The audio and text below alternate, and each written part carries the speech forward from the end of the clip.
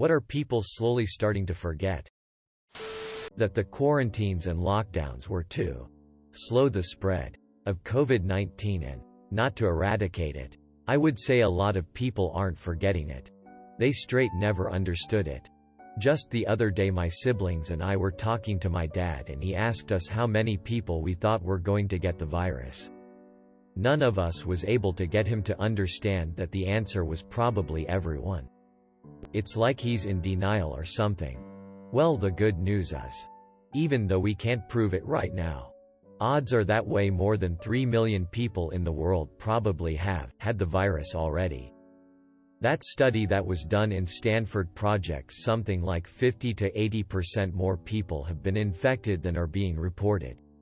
They say 50% plus of people with COVID-19 are asymptomatic, and we know there is at least one confirmed case in mid-November, so there really probably are many millions who have had it and not even known. We really need widely available testing for both COVID-19 and its antigens. How to navigate using a paper map. Forget using a map. Just being spatially aware of geography. I know too many people who don't know where one town or area is relative to another. They just go turn by turn all the time. Conversely, I never developed good spatial awareness of where I live until I explored around on online maps and started to understand where things were in relation to each other. Paper travel maps are so full of extra information and hardly help if you don't already know where you are on the map. Assuming you even are on the map. I think the reason why is that when you drive to a place, often you're usually going on the same route. Net neutrality. When to own something you had to pay only once. Now almost everything is subscription-based. Requires paid upgrades, DLC, plugins and so on. Just looked at buying a treadmill for cold weather and stormy days. And what do you know?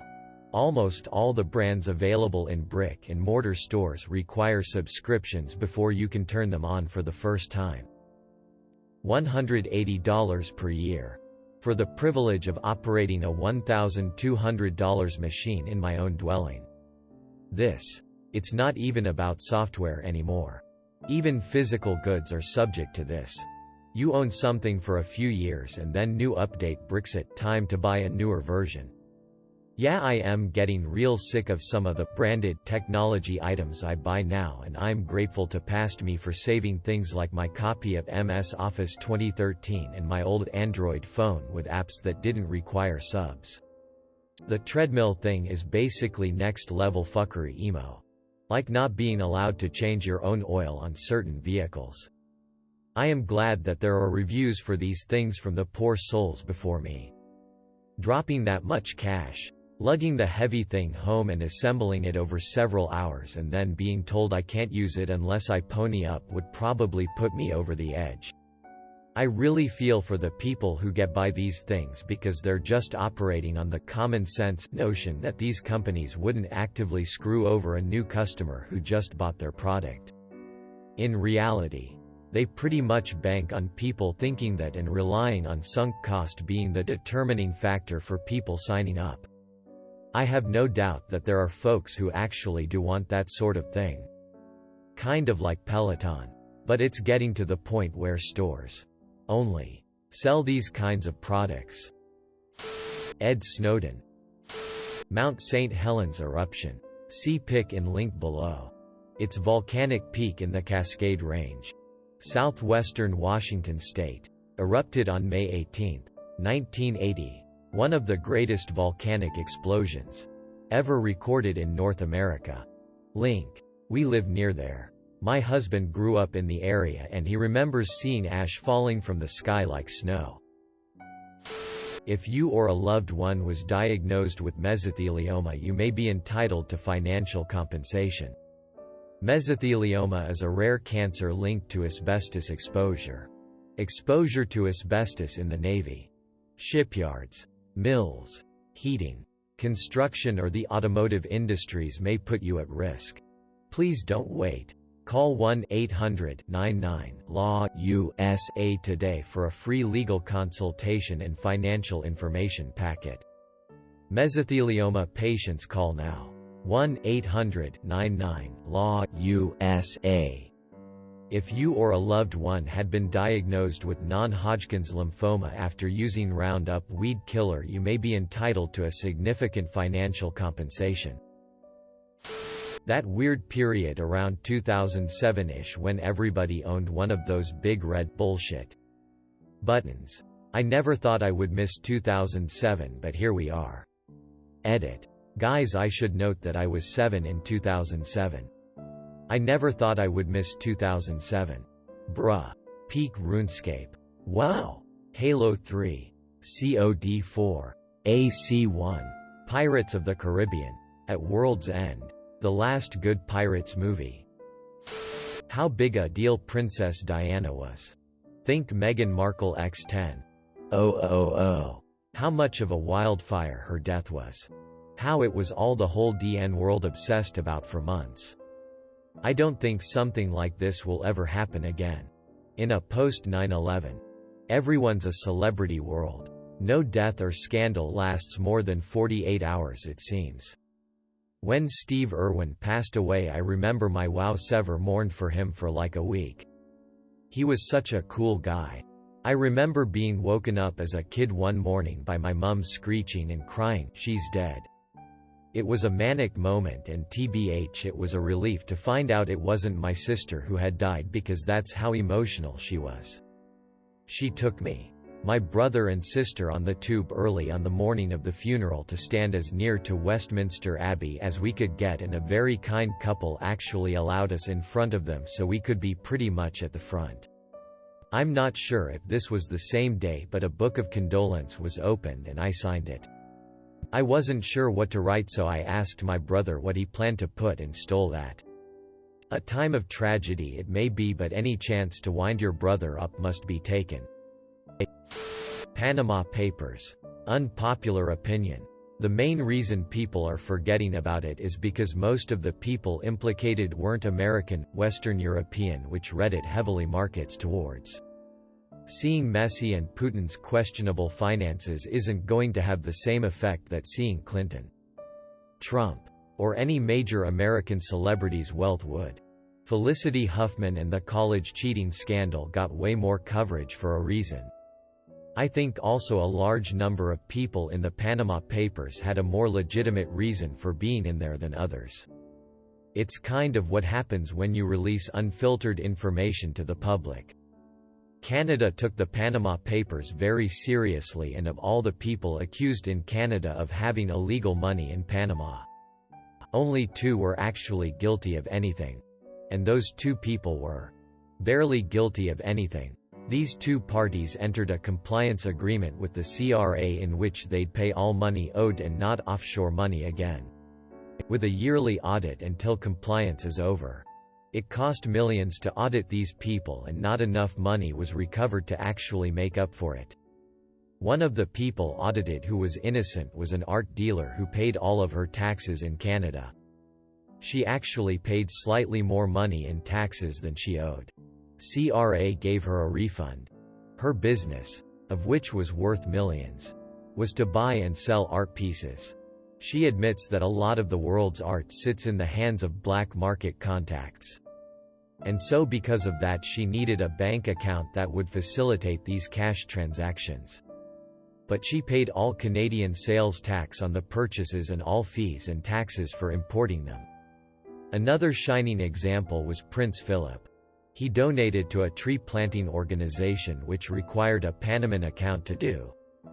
The guy legitimately thought he was planting trees. As a royal, he isn't legally obligated to pay any taxes on his earnings. But he, as a matter of principle, overpays on taxes. He thought he was giving a charitable donation, which he wasn't claiming, but it was actually a money laundering company. It cost millions to audit these people, and not enough money was recovered to actually make up for it. The IRS has admitted they don't have the staff or funding to actually audit the super rich. It's more cost-effective to go after ordinary people getting paid cash under the table. Democracy isn't a given. Even when you're told you have it, it's not a given you actually do. Amazon rainforest getting messed up really bad. Bolsonaro is honestly probably the largest piece of rat feces on earth. That a government should fear its people. Not the other way around. Politicians need to be reminded that they work for us. Not the other way around. We passed the largest spending bill in world history by a non-recorded vote. Think about that. My quick Google search didn't give me a clean answer on what that means. Does that the members of Congress voted? But there is no record of which members voted for what? Phone numbers. When's the last time you actually memorized 1-867-5309? 867,530 NIIIIIEIIIIN 0118999881999119723. How the U.S. Constitution works and how much power the people are truly supposed to hold. The Constitution is dead, Duncan Lemp. That people cough for other reasons too. As someone with allergies, I don't think people realize it's allergy season. So there's no reason it gives me dirty looks when I sneeze. I was under the impression that COVID doesn't make you sneeze in the first place. Well, to people that don't know everything about it, I'm sure it's just scary to show any signs of sickness. World War I. No veterans left and overshadowed by WW2. On a similar note, the Korean War. Overshadowed by Vietnam. Although there are still veterans alive.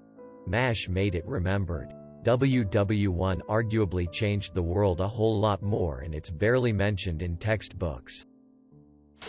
Neighbors. In the late 90s our neighborhood used to have block parties where someone would have a big barbecue and everyone would come hang out and have a good time. I was pretty young at the time. I don't know who hosted or organized this. But now nobody talks to anyone. Edit. It was in a suburb, by the way. I'm not sure if people ever did those outside of suburbs. I talked to my neighbor once. He seemed like a nice dude. That was 3 years ago. He's probably still a nice dude. Would you say? You still never talk sometimes? Best friend I ever had. For PC gaming, that games used to have an unlimited lifespan. You could just modify a game in any way you like it. Because it was normal to see total conversions or server-side mods that completely change your game. Nowadays the average game has about a 2-year lifespan and maybe about 4 years before the company decides servers will be shut down. People have been making classic Doom maps for 26 years now. With no signs of stopping. I almost can't imagine any other game having such longevity. I know things like Minecraft, GTA, BeamNG, Skyrim, etc. have had active modding scenes for years. But it's hard imagining that they would go on for that long. Try BF 1942, nearly 20 years old. Current active projects: FHSW, Battlefield 1918, Interstate 82.